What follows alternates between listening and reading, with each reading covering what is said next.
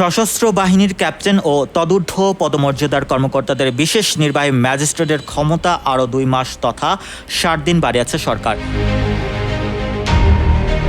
রোববার জনপ্রশাসন মন্ত্রণালয়ের প্রজ্ঞাপনে এই আদেশ জারি করা হয়। প্রজ্ঞাপনে বলা হয়, বাংলাদেশ সশস্ত্র বাহিনীর ক্যাপ্টেন ও তার ঊর্ধ্বতন কমিশনড কর্মকর্তাদের ফৌজদারি কার্যবিধির 12 ও 17 ধারা অনুযায়ী বিশেষ নির্বাহী ম্যাজিস্ট্রেসি ক্ষমতা দেওয়া হয়েছে।